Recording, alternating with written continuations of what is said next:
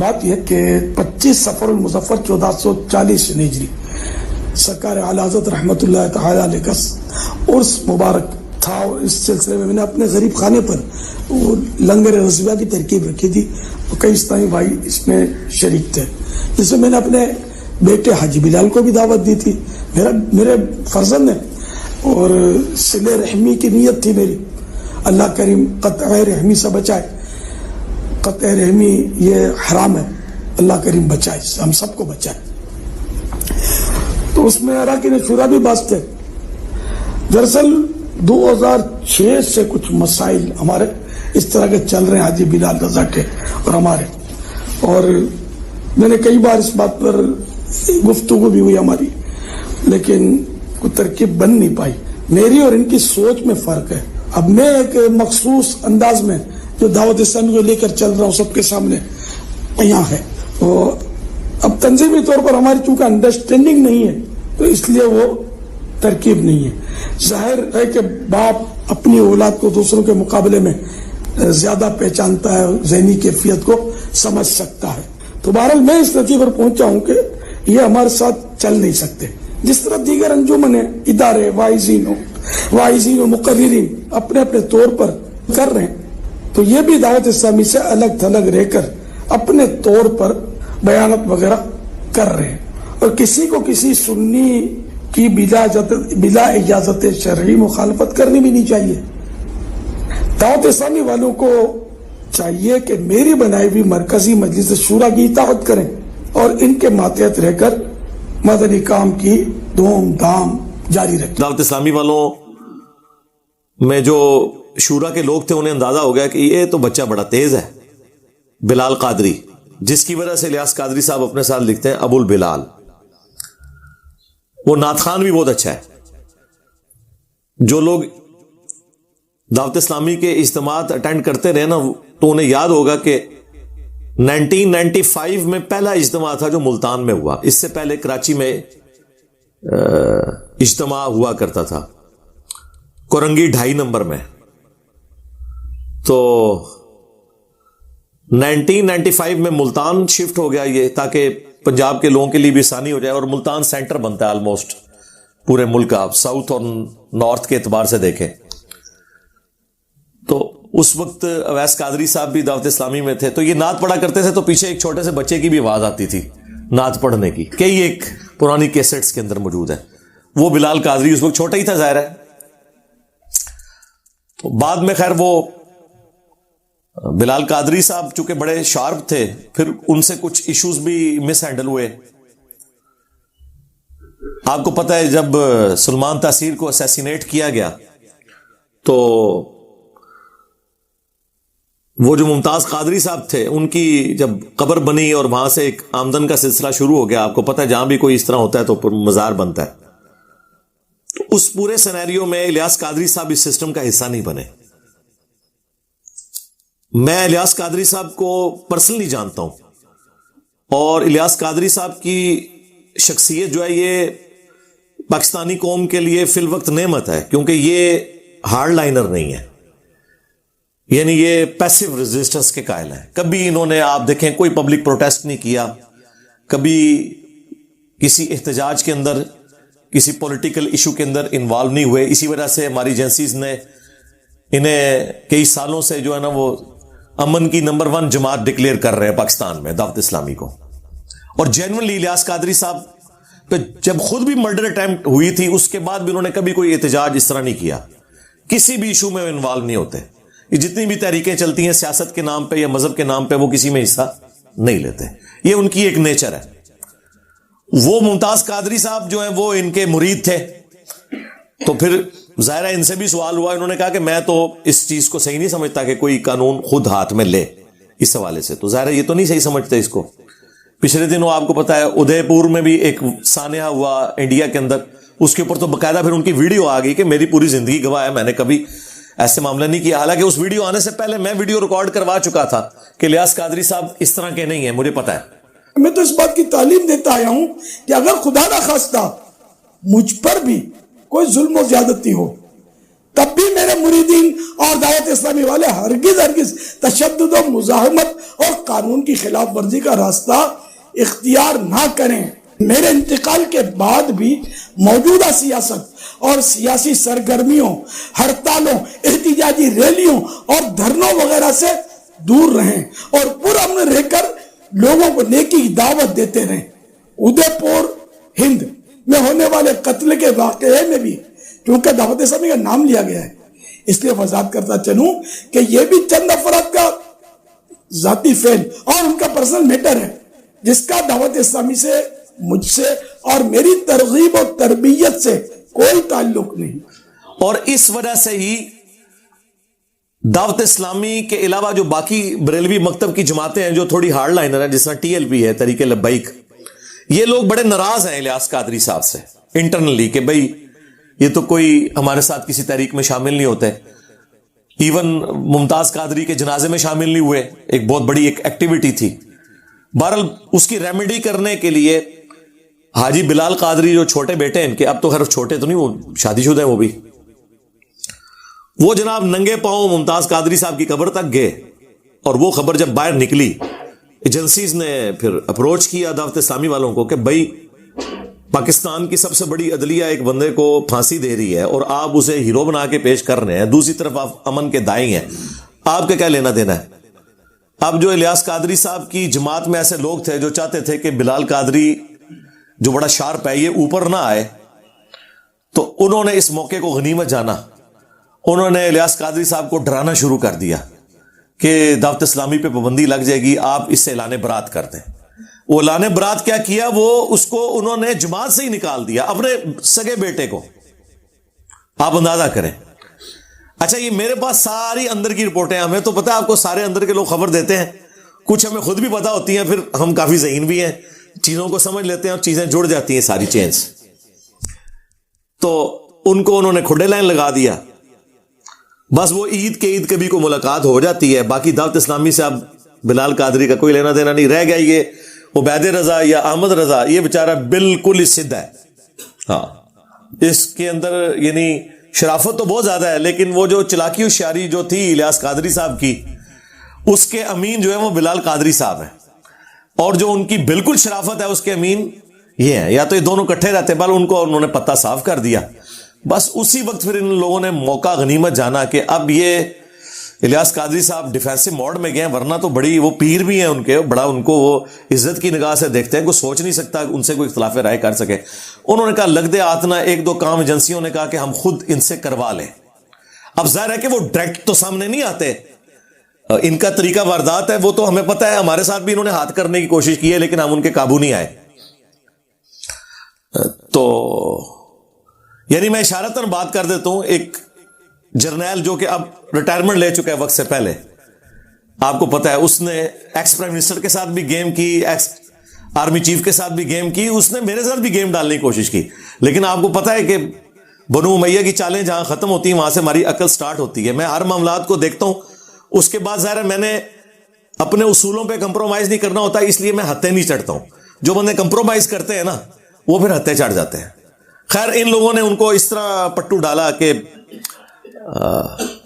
آپ کو پتا ہے کہ عرب ملکوں میں دعوت اسلامی پہ پابندی ہے کیونکہ وہ ہارڈ لائنر ہے بریلویوں کے اعتبار سے. سعودی عرب کے اندر یہ گرین پگڑی کے اوپر کو کسی کو دیکھ لیں تو وہ پکڑ کے وہاں پہ شرطیں جو ہے بٹھا لیتے ہیں. ظاہر ہے وہ پاکستانی اہل حدیث ہیں وہابی، تو وہ تو ان سے نفرت کرتے ہیں. اب یہ بڑا اچھا موقع تھا، بیچ میں بندے انوالو ہوئے. یعنی یہ باتیں میں آپ کو جو بتا رہا ہوں، جو اندر کے لوگ ہیں جن میں پاکستان لیول کے بریلویوں کے علماء اور مفتی بھی شامل ہیں، انہوں نے مجھے خود یہ باتیں بتائی ہیں اور پھر کچھ قرائن بھی بتا رہے تھے کہ الیاس قادری صاحب کی منتیں لوگ مار بیٹھے کہ بھئی آپ پگڑی کے رنگ کو فکس کیوں کر رہے ہیں؟ نبی علیہ السلام سے تو مختلف کلرز کی پگڑیاں پہننا ثابت ہے. اور آپ کو پتہ ہے جب انہوں نے پگڑی چینج کی سب سے پہلے میں نے مبارکباد دی تھی کہ چلیں اچھا ہوا. اس سے پہلے تو ہم لوگ کہتے تھے سفید پگڑی ہے کالی بند ہو، تو وہ تو اسے سفید پگڑی کو دیوبندیوں کی نشانی اور کالی پگڑی کو شیعہ کی نشانی سمجھتے تھے، حالانکہ اس میں تو بخاری مسلم میں احادیث ہیں. میں نے الگ سے اس پہ کئی ویڈیوز ریکارڈ کروا چکا ہوں.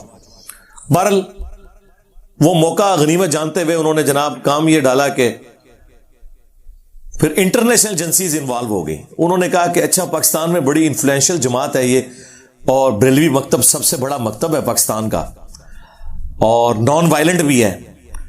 تو ہم نے وہابیوں پہ اتنا پیسہ لگایا, اس کے باوجود یہاں ہمیں کوئی آؤٹ پٹ نہیں ملی. وہ آؤٹ پٹ کیا چاہتے تھے کہ ملوکیت کو پروموٹ کیا جائے, یزید کو رحمت اللہ علیہ کہا جائے اور حسین کو نیچے کیا جائے. اس میں نہ ان کی کوئی یزید سے ہمدردی ہوتی ہے, نہ یزید کے باپ کے ساتھ کوئی ہمدردی ہوتی ہے, اور نہ کوئی حسین سے بغض ہوتا ہے, نہ حسین کے باپ کے ساتھ بغض ہوتا ہے. اصل میں وہ اپنی لائن سیدھی کر رہے ہوتے ہیں کہ اگر یزید کی ملوکیت جسٹیفائی ہوتی ہے تو عرب ملکوں میں تو آپ کو پتا ہے نہ ڈیموکریسی ہے نہ خلافت ہے, وہ تو ملوکیت خاندانی ایک ڈائنسٹی لے کے چل رہے ہیں. تو انہوں نے کہا چلو بریلویوں پہ پیسہ لگاتے ہیں. لیکن یہ باتیں اب الیاس قادری صاحب کو تو نہیں پتا, وہ تو نیچے کے لوگ استعمال ہو رہے ہوتے ہیں. انہوں نے پھر جناب بیچ میں ان کے گھسے کہ جی آپ لوگ کچھ ہمارے لیے معاملات کریں تو کچھ ہم آپ کو ریلیف دیتے ہیں, آپ کو مکہ مدینے میں مرکز بھی دے دیں گے, بنانے کی اجازت دے دیں گے. تو دو کام آپ کریں, ایک تو اپنی پگڑیوں کا رنگ چینج کریں. اس میں پاکستانی ایجنسیوں کا بیچ میں بینیفٹ یہ تھا کہ گرین پگڑی سے ایک جماعت بن جاتی ہے, ایک یونٹی ہوتی ہے, اور یہاں تو وہ کسی جماعت کی پاپولرٹی کو برداشت نہیں کرتے, نہ کسی پرائم منسٹر کی پاپولرٹی کو برداشت کرتے ہیں. تو وہ کوئی نہ کوئی معاملہ چلا دیتے ہیں اس کے خلاف. بہرحال انہوں نے کہا کہ ٹھیک ہے جی آپ پگڑیوں کے رنگ چینج کریں, رنگ چینج ہوں گے تو یونٹی خود ہی ٹوٹ جائے گی. ایک نہیں, اب وہ رنگ کیا چینج ہوئے ہیں, وہ ایسے عجیب و غریب رنگ پہن رہے ہیں. بندہ کہتا ہے یار یہ کون سے رنگ پہن لیے انہوں نے. اچھا ایک تو یہ کام کروایا, دوسرا انہوں نے ان سے یہ کہا کہ بھئی آپ کو پتا ہے کہ حضرت امیر معاویہ رضی اللہ تعالیٰ عنہ کے خلاف بڑا پروپیگنڈا ہو رہا ہے, یہاں پہ شیعہ رافضی جو ہے وہ کر رہے ہیں. حالانکہ مسئلہ یہ نہیں تھا, مسئلہ اپنی ملوکیت بچانا تھا. تو آپ جو ہے نا اس کے اوپر تھوڑا سٹانس لیں. تو اس میں پھر انہوں نے باپا جانی کو یوز کیا. انہوں نے جناب وہ نعرے لگا دیے بے گناہ بے خطا معاویہ معاویہ. فیضان امیر معاویہ, عاشق مصطفیٰ حضرت معاویہ, زاہد و پارسا حضرت معاویہ, خوبرو خوش ادا خوش نما خوش نقا حضرت معاویہ, مخلص و باوفا حضرت معاویہ, بے گناہ بے خطا حضرت معاویہ, بے گناہ بے خطا حضرت معاویہ, بے گناہ بے خطا حضرت معاویہ, حضرت اتوار کو بڑی رات ہے 22ویں شب, اتوار کو جلوس بیعت معاویہ نکلے گا اور انشاءاللہ مدنی مذاکرہ ہوگا اور لنگر معاویہ بھی کھائیں گے انشاءاللہ. فیضان امیر معاویہ. ٹھیک ہے, اندازہ کریں عمار ابن یاسر جنہیں اتنے ظالمانہ طریقے سے جنگ صفین میں قتل کیا گیا, ان کے لیے کسی بریلوی نے نعرہ نہیں لگایا بے گناہ بے خطا عمار ابن یاسر, اور ان کے قاتلین کو بڑھا چڑھا کے پیش کیا. تو اب اس کی وجہ سے آپ کو پتا ہے پھر بریلویوں میں 2 دھڑے بن گئے. خیر اس شر میں سے بھی ایک خیر نکلا ہے. تو وہ 2 دھڑے بن گئے ہیں, ایک جو ہے وہ پرو بنو امیہ ہیں اور دوسرے جو ہیں وہ پرو جو ہے وہ آل رسول ہیں, اہل البیت ہیں علیہم السلام. یہ پوری گیم اس سینیریو میں ہوئی ہے. یہ خیر یہ ویڈیو جب اپلوڈ ہوگی تو کئی لوگوں کے عقدے, کئی صحافیوں کے عقدے بھی حل ہو جائیں گے کہ اصل گیم کیا تھی پیچھے, یہ پگڑیوں کے رنگ چینج کرنے میں اور یہ بے گناہ بے خطا معاویہ نعرہ لگانے میں. بھائی الیاس قادری صاحب کو جماعت بنائے ہوئے 25-30 سال ہو چکے, 1981 میں انہوں نے جماعت بنائی ہے. کبھی انہوں نے کبھی کسی کنٹراورشل ٹاپک کو چھیڑا نہیں ہے. اچانک جو ہے وہ آخری عمر میں پہنچ کے انہوں نے جس کو کہتے ہیں چکی کے نیچے ہاتھ دے لیا ہے یہ بات کر کے, کیا ضرورت تھی. لیکن پھر وہ گھبرا گئے, ظاہر ہے پھر آپ کو پتا ہے ریونج جب آیا ان کی کئی مسجدوں میں درس بند ہو گئے, پنڈی مری کے پی سائڈ پہ. تو آپ کو پتا ہے وہ مفتی حنیف قریشی صاحب اور ان کے جو وہ شیخ ہیں حسین الدین شاہ صاحب, ان کا کافی انفلوئنس ہے, اس کی وجہ سے ان کے اوپر کافی پریشر آیا. پھر مفتی منیر صاحب نے بھی ان کو سمجھانے کی کوشش کی. الٹیمیٹلی انہوں نے اپنا بیان واپس لے لیا یہ کہہ کے کہ میں آندہ یہ نعرہ نہیں لگاؤں گا. یہ نہیں کہا کہ انہوں نے غلط نعرہ لگایا, انہوں نے کہا میرا مطلب تھا کہ ان کی خطا اجتہادی ہے اور چونکہ اس پہ اجر ملے گا اس کانٹیکسٹ میں نے کہا تھا بھئی یہ تو نہیں تھا، آپ نے کہا تھا بے گناہ بے خطا معاویہ، ٹھیک ہے. اور ظلم یہ ہے کہ جن پر ظلم ہو رہا ہے ان کا آپ نام ہی نہیں لے رہے، اور آپ یہ کہہ رہے ہیں کہ جی رجب کی تاریخ، وہ جو 22 رجب جو شیعہ نے کنڈوں والی بنائی ہوئی ہے، انہوں نے امام جعفر کے کنڈے یہ بھی کرتے ہیں، اور شیعہ نے امام جعفر کے ساتھ ایک اور عقیدہ وابستہ کیا ہوا ہے، کنڈوں والا نہیں کوئی اور دیوبند اور اہل حدیث میں یہ ہوا کہ یزید میر معاویہ کا یوم وفات ہے، اس وجہ سے یہ لوگ مناتے ہیں. ہر ایک نے اپنی کہانی، اس میں میری الگ سے ویڈیو ہے، سب بھی کہانی ہے. اس دن انہوں نے اناؤنسمنٹ کیجیے ہم اتنی مسجدیں جو ہے نا امیر شام کے نام پہ بنائیں گے. تو اس کی وجہ سے بریلویوں میں پھر ایک چیز وہ آنا شروع ہوئی کہ یار یہ کس طرف لے کے جا رہے ہیں. یعنی سنیت تو اس چیز کا نام ہی نہیں تھا. سنیت تو اس چیز کا نام ہے کہ امیر شام کو آپ نے لعنت نہیں کرنی، ان کی صحابیت کا انکار نہیں کرنا، انہیں منافق نہیں کہنا. باقی حضرت علی کے مقابلے پہ تو کبھی بھی کسی سنی نے انہیں صحیح نہیں سمجھا، خطا پہ مانا ہے. پھر اس وقت مفتی اشرف صاحب جو پاکستان میں سب سے بڑے، آپ سمجھ لیں بریلویوں کے مفتی گجرات مراڑیاں کے اندر، وہ اس وقت حیات تھے، میں ان سے ملا بھی ہوں 2001 میں. اس وقت ان کا اہل سنت ماہنامہ نکلتا تھا، تو وہ ہم بھی یہاں منگوایا کرتے تھے. مفتی احمد یار خان نعیمی صاحب جنہوں نے جال حق لکھی ہے، وہ ان کے سب سے لائق ترین سٹوڈنٹس میں سے تھے. تو وہ اس وقت بھی سامنے ہے، انہوں نے کہا یہ تو بالکل ناسبیت والا نعرہ ہے، بے گناہ بے خطا معاویہ، یہ تو ناسبیت ہے اس کے اندر.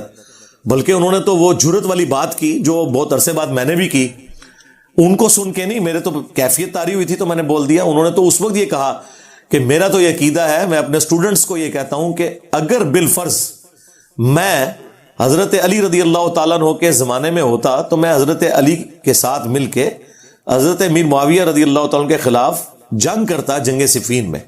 جو میرے دل کی بات ہے وہ یہ ہے کہ واللہ اگر کبھی اس زمانے کے اندر ہم موجود ہو یا میں محمد اشرف قادری موجود ہوتا تو میں تلوار اٹھا کے مولا علی رضی اللہ تعالیٰ عنہ کے ساتھ ہوتا اور مولا علی رضی اللہ تعالیٰ عنہ کی طرف سے حضرت امیر معاویہ کے لشکر کے ساتھ میں لڑتا بھی. یہ ہمارے عقیدے کا تقاضا. ناصبیوں کا نظریہ کیا ہے کہ جی دونوں مجتہد تھے، ہاں جی اب ہمیں یہ فیصلہ کرنے کا حق نہیں پہنچتا کہ ہم کہیں کہ کس کا اجتہاد صحیح تھا اور کس کا اجتہاد غلط. بے قصور و بے خطا حضرت معاویہ، یہ نعرہ منہ میں ناصبیت ہے، اس سے ناصبیت کی بو آتی.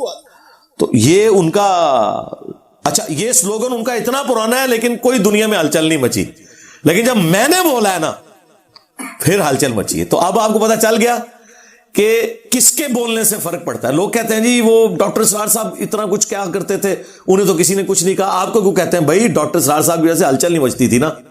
ہم تو جو بات کرتے ہیں ہلچل مچ جاتی ہے، ظاہر ہے کہ آڈینس ہے، لوگ سنتے ہیں اور لوگوں کو پتا ہے کہ بھئی اس کی روٹی روزی دین کے ساتھ نہیں جڑی ہوئی. 1 روپیہ یہ چندہ لینے کا کسی کا روادار نہیں ہے، کوئی اس کا مدرسہ نہیں، کوئی فرقہ نہیں، کوئی جماعت نہیں. یہ سارے فرقوں کے پیچھے نمازیں پڑھتا ہے، چندے انہیں دیتا ہے. یہ اس سسٹم کا بینیفیشری نہیں ہے. تو یہ بات جب کر رہا ہے تو صحیح بات ہوگی، تو اس کا اثر ہوتا ہے. وہ تو پھر جب وہ انہوں نے یہ بات کی تو پھر الیاس قادری صاحب بیک فٹ پہ گئے اور انہوں نے اپنے وہ معاملات جو ہے نا وہ سیدھے کر لیے. بہرحال بخاری اور مسلم میں بالکل واضح حدیث موجود ہے، حدیث متواتر ہے. اس حدیث کے دفاع پہ محدثین نے کتابیں لکھی ہیں. چند احادیث ہیں جو متواتر ہیں، جو کثرت سے صحابہ سے روایت ہیں. یہ ایٹ لیسٹ 2 درجن صحابہ سے یہ حدیث روایت ہے بخاری اور مسلم کی کہ غزوہ خندق کا موقع تھا یا مسجد نبوی کی تعمیر کا موقع تھا، اور اس کے لیے خندق کھودی جا رہی تھی، کیونکہ مسجد کی تعمیر کے لیے پہلے بیسمنٹ نکالنے کے لیے آپ کو خندق بھی نکالنی پڑتی ہے نا. تو باقی اصحاب جو ہے وہ ایک ایک پتھر اٹھا کے لا رہے تھے. حضرت عمار بن یاسر نے 2 پتھر اٹھائے ہوئے تھے اور 50+ ایج تھی. اور یہ پتھر آپ اپنے والے نہ سمجھیں، وہ بڑے والے پہاڑی پتھر. تو نبی الاسلام کو بڑا پیار آیا، آپ نے اپنے مبارک ہاتھوں سے ان کے سر اور داڑھی کے جو بال تھے ان پہ بٹی گرد صاف کی اور کہا ویح عمار،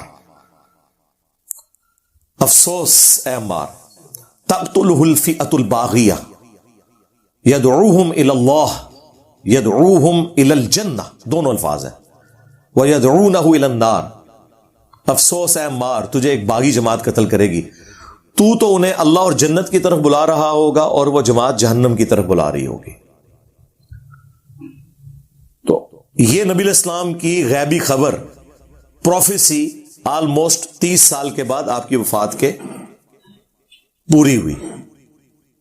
جنگ صفین میں حضرت علی رضی اللہ تعالیٰ عنہ کی طرف سے لڑتے ہوئے 93 ایئرز کی ایج میں عمار بن یاسر شہید ہو گئے، اور وہ چیز اسٹیبلش ہو گئی. وہ مسند احمد میں اوپر تلے کئی احادیث ہیں کہ ایک صلح حدیبیہ کے صحابی تھے ابو الغادیہ رضی اللہ تعالیٰ عنہ، ہم تو ظاہر احترام سے ہی نام لیں گے، انہوں نے حضرت عمار کو شہید کر دیا، اور اس کے بعد وہ روتے تھے کہ مجھ سے اتنا بڑا یہ کام ہو گیا، اور اس حدیث کو بھی یاد کرتے تھے کہ عمار کا قاتل اور مال لوٹنے والا جہنم کی آگ میں ہے. بلکہ حضرت معاویہ کو آ کے عمرو بن عاص نے جب بتایا کہ وہ تو عمار شہید ہو گئے، تو انہوں نے پھر آگے سے کہا کہ تم اپنے ہی پیشاب میں پھسل رہے ہو، یعنی لوگوں کو یہ بات بتاؤ گے تو تم اپنی پیشاب میں پھسل رہے ہو، اپنی کمزوری لوگوں کو ہائی لائٹ کر رہے ہو. ہم نے اسے قتل کیا ہے، اسے تو علی اور اس کے ساتھیوں نے قتل کیا کہ اپنے ساتھ لے کے کیوں آئے تھے اور لا کے ہمارے نیزوں کے آگے پھینک دیا، تو مرنا ہی تھا اس نے، یہ تو علی نے مارا ہے. استغفر اللہ. اتنی باطل تعویل کے اوپر مولا علی علیہ السلام تک جب خبر پہنچی تو انہوں نے فرمایا کہ اس کا مطلب ہے کہ پھر نعوذ باللہ حضرت حمزہ کے قاتل رسول اللہ تھے کہ نہ عہد میں لے کے آتے اور نہ حمزہ قتل ہوتا. یہ پھکی دی مولا علی نے، مولا علی بھی پھکیاں دیتے سر. اچھا، اس سے یہ بھی پتا چلی کہ پھکی کے طور پہ کوئی بات کرتے ہوئے رسول اللہ کی بھی مثال دے دے تو گستاخی نہیں ہے، ورنہ آپ یہ بات کریں نا کہ بھئی کیا رسول اللہ قاتل تھے، آپ یہ سمجھانے کے لیے آپ کر رہے ہیں تو سننے والے پتہ کہتے ہیں دیکھو جی اس نے کہہ دیا حضرت حمزہ کو حضور نے مروایا. سمجھ آئیے آپ کو؟ پہلے یہ نہیں ہوتے تھے معاملات کہ کسی کی مثال دینے کے اوپر کوئی بات پکڑ لیتا تھا. بہرحال ان لوگوں نے وہ نعرے وہ والے نہیں لگائے بے گناہ بے خطا عمار بن یاسر، نہ عمار بن یاسر کی کبھی شہادت کا دن منایا، ورنہ تو لوگ پوچھیں گے کہ کس رضی اللہ عنہ نے، کس رضی اللہ عنہ کے کہنے پر یا اسے خوش کرنے کے لیے عمار رضی اللہ عنہ کو شہید کیا. تو وہ اس لیے اس کو انہوں نے اوور لک کیا. بل میں نے آپ کو پوری ہسٹری بتائی. اب اس پورے سینیریو کے اندر ان کے بیٹے جوان ہو گئے، احمد رضا صاحب. تو ہر بندے کی خواہش ہوتی ہے کہ اس کا اپنا بیٹا ہی آگے آئے، اور میں سمجھتا ہوں اس معاملے میں الیاس قادری صاحب معذور ہے. صرف الیاس قادری صاحب کو کرٹیسائز کرنا بریلویوں کی طرف سے یا دیوبند کی طرف سے یہ بالکل غلط ہے، یا اہل حدیث کی طرف سے. اس کی وجہ یہ کہ آپ سب کے جو بڑے تھے وہ یہی کچھ کرتے تھے. وہ بخاری میں موجود ہے. پھر حضرت معاویہ نے ڈیوٹی لگائی کہ ٹھیک ہے پھر یزید کے لیے بیعت لینی شروع کرو میری زندگی میں، اور وہ بیعت لینا شروع کر دی. مروان نے مدینے کے ممبر پہ چڑھ کے مسجد نبوی کے اندر کا خطبہ دیا باقاعدہ، اور حافظ ابن کثیر نے سورۃ الاحقاف پارہ نمبر 26 کی آیت نمبر 17 کے کانٹیکسٹ میں یہ بخاری کی حدیث 4827 اور اس کے سارے ترک ایک جگہ جمع کیے ہیں باقی کتابوں سے. امام بخاری نے تو مختصر وہ روایت نقل کی، بس اتنے الفاظ نقل کیے کہ مروان نے کہا کہ اللہ تعالیٰ نے امیر المومنین کو یہ بات سجائی ہے امت کے وسیع تر مفاد میں، وہی میرے عزیز ہم وطنوں، وہی شاید شروع تو ہی چل رہی ہے میرے عزیز ہم وطنوں. تو وہ چاہتے ہیں کہ اپنے بعد اپنے بیٹے کو نامزد کر دیں، جیسا کہ حضرت ابو بکر نے بھی تو عمر کو نامزد کیا تھا. اندازہ کرو بھی عمر کو بیٹا تھا حضرت ابو بکر کا، اور دوسرا وہ صحابہ کا مشورہ تھا، اور وہ وہاں تو حضرت ابو بکر کے اپنے بیٹے عبد الرحمن بن ابی بکر موجود تھے، ان کو نہیں منایا. تو عبد الرحمن بن ابی بکر کھڑے ہو گئے، انہوں نے کہا سیدھا کہہ تیرا امیر المومنین کیسو کسرا کے طریقے پہ چل رہا ہے، ابو بکر عمر کے طریقے پہ نہیں. اب اتنی موٹی بات کون سن سکتا ہے؟ انہوں نے کہا پھڑو انہوں نیب دے والے کرو، ہاں نہ معلوم ڈالے اسے اٹھا لیں. تو وہ اس وقت پھر حضرت عائشہ کے حجرے میں چلے گئے جو ایڈجسٹنٹ تھا مسجد نبوی کے ساتھ. اب ظاہر حضرت عائشہ کا تو ایک احترام تھا، وہاں تو کوئی نہیں تھا داخل ہو سکتا. تو مروان نے باہر سے ہی کہا کہ اے ابو بکر کے بیٹے تیرے بارے میں تو قرآن کی آیت نازل ہوئی ہے کہ یہ اپنے ماں باپ کو کہتا ہے کہ جو تم کہتے ہو مجھے مرنے کے بعد دوبارہ زندہ کیا جائے گا یہ اگلے لوگوں کی کہانی ہے. ابو بکر کے بیٹے یہ تو تھا جو اپنے ماں باپ کے ساتھ لڑا کرتا تھا، تو تھا اس وقت وہ کافر، نعوذ باللہ. یعنی وہ کسی کے بارے میں آئی تھی پکڑ کے عبد الرحمن بن ابی بکر پہ، اور عبد الرحمن بن ابی بکر وہ حضرت عائشہ کے بھائی ہیں جس میں ماں بھی کامن ہے باپ بھی کامن ہے. باقی جتنے آپ کے جو بھائی ہیں محمد بن ابی بکر، اس میں والدہ ڈفرنٹ ہیں، یہاں پہ ماں بھی وہی ہیں، یہ سگے بھائی جو ہمارے سب کانٹیننٹ میں سگا، ویسے اسلام میں تو باپ ایک ہو تو سگا ہی ہوتا ہے۔ تو حضرت عائشہ کو غصہ آیا، انہوں نے پردے میں ہی اندر کہا اس کو خاموش ہو جا، آل ابی بکر کے بارے میں کوئی ایسی آیت نازل نہیں ہوئی سوائے جو میری برات کے لیے سورہ نور کی آیات نازل ہوئی تھی، البتہ تیرے بارے میں رسول اللہ نے فرمایا تھا کہ حکم پہ لعنت اور اس کی اولاد پہ لعنت، اور تو اس وقت جو ہے نا وہ اپنے باپ کی پشت میں تھا جب رسول اللہ نے تیرے اوپر لعنت کی ہوئی ہے، تیرے بارے میں لعنت فرمائی ہے۔ اب یہ ساری باتیں موجود ہیں، تو میں آپ کو بتا رہا ہوں کہ یہ بنو امیہ کی جائز روحانی اولادیں ہیں، یہ تصوف کا سسٹم، یہ اپنے بیٹوں کو بناتے ہیں، پولیٹیکل جماعتیں اپنے ان کو سکسیسر بناتے ہیں، یہ سارے اسی طریقے سے سکسیسر بناتے ہیں۔ تبلیغی جماعت 1926 میں بنی ہے نا، الیاس کاندھلوی صاحب کی جماعت، تو ذرا دیوبندیوں سے پوچھیں جو تم اعتراض کر رہے ہو، تم بتاؤ کہ تمہارے جو بڑے نے جو جماعت بنائی تھی جب وہ مرا تھا تو تبلیغی جماعت کا دوسرا امیر کون بنا تھا؟ باہر سے تھا، یوسف کاندھلی ان کا اپنا بیٹا بنا، اور پھر اس کے بارے میں اتنا غلوف کیا کہ جی لوگوں نے کشف کے ذریعے دیکھا، یہ آج تک تبلیغی جماعت کی جماعتوں میں کارگزاریاں سنائی جاتی ہیں کہ جی اگر اس امت میں کوئی نبی ہوتا نا تو مولانا یوسف کاندھلوی صاحب ہوتے، ہاں ان سے اللہ نے نبیوں والا کام لیا ہے، ٹھیک ہے۔ اس کے بعد بھی آج تک کبھی ان کی خاندان سے باہر نہیں گئی عمارت تبلیغی جماعت کی۔ 1995 میں ان کے آخری امیر فوت ہوئے، مولانا انعام الحسن صاحب، وہ بھی اسی خاندان کے حصے تھے، یہ شیخ زکریا کاندھلوی، یوسف کاندھلوی اور الیاس کاندھلوی، یہ سب کے سب ایک خاندان سے تھے، اور دیکھیں جیسے ہی وہ فوت ہوئے نا اس کے بعد تبلیغی جماعت کو کوئی امیر نہیں ملا، پھر شورا بن گئی ان کی، کیونکہ وہ پھر اب سعد کاندھلوی صاحب نے آپ کو پتا جماعت ادا کر لی 2015 کے اندر، کیوں؟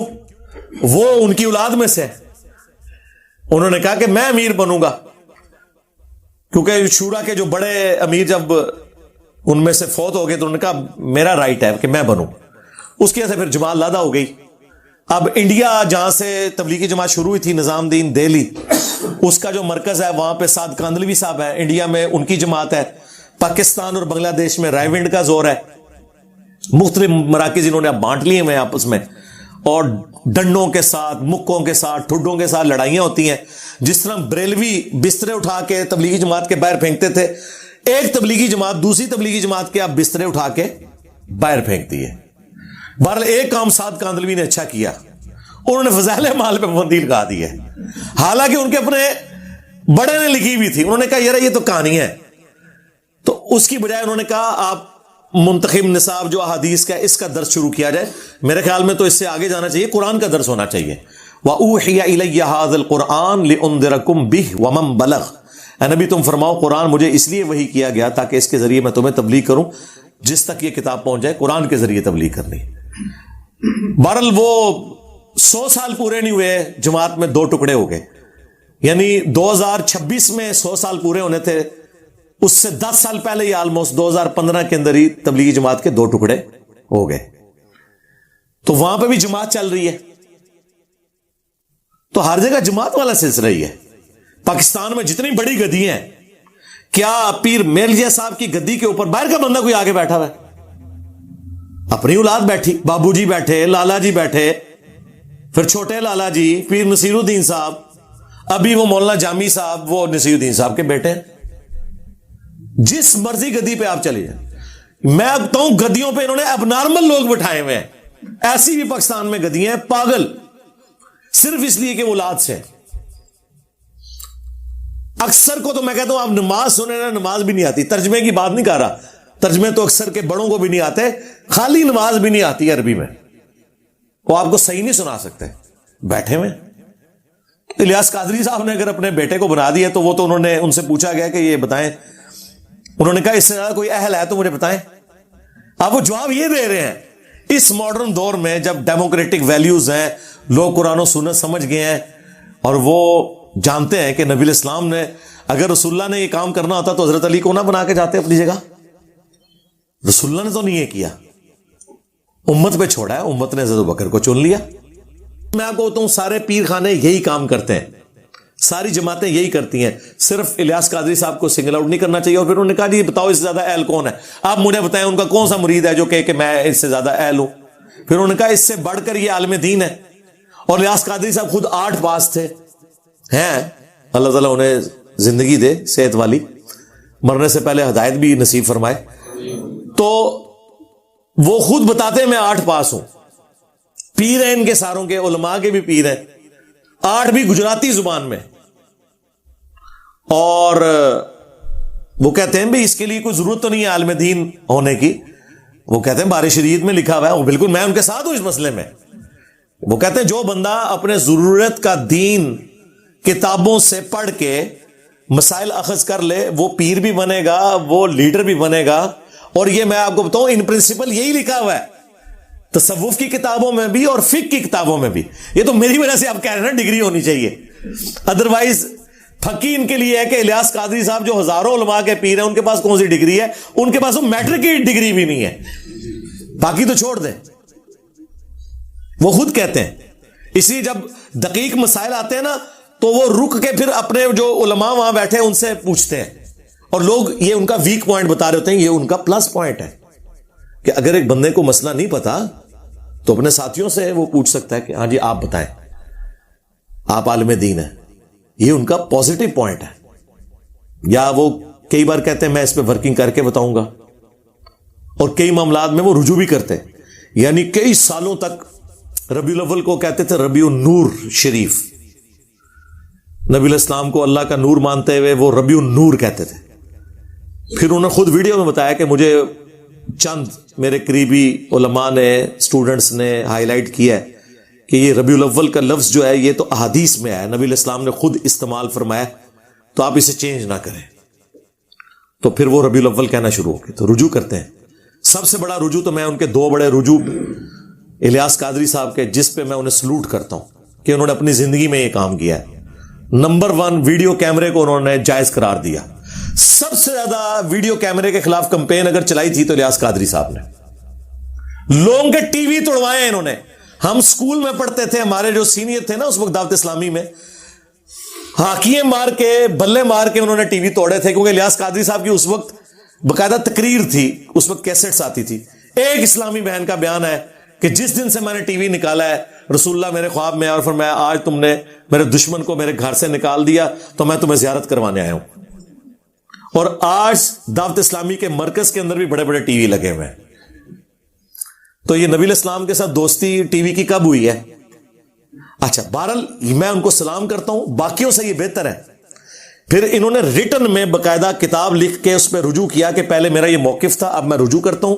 उलमा ने मेरी तवज्जो दिलाई, और मैं, हालांकि पुरानी हाफिजाने सुन्नत में इन्होंने लिखा है कि ये शादियों की नाकामी की बड़ी वजह यह है कि जो आप वहां पे कैमरे में तस्वीरें बनाते हैं, ठीक है, बेहयाई तो नहीं होनी चाहिए, तस्वीरें मतलब मियां बीवी की तस्वीर तो उनके पास ही रहे, वो आम तो नहीं जानी चाहिए। फिर बाद में उन्होंने जो है ना वो तस्वीर के ऊपर रुजू किया, फिर मदनी चैनल खोला। ये इनका एक कारनामा है जिस पे मैं उन्हें मुबारकबाद पेश करता हूं। और दूसरा, स्पीकर में नमाज। रायविंड में आज तक स्पीकर में नमाज नहीं शुरू हो सकी। वहां पे जोहर असर की नमाज हो या मगरिब इशा की कोई फर्क नहीं है, ना किरात की आवाज उसमें होती है, वो रबू सिरन है। ए जनाब हजरात ने सिरन बना देती है, सिवाय जो करीब के लोग हैं। 1-1.5 लाख का मजमा है स्पीकर। अच्छा, तकरीर स्पीकर में, दुआ स्पीकर में, ऐलान स्पीकर में, नमाज और अजान जो है वो बगैर स्पीकर के। ये कौन सा दीन है?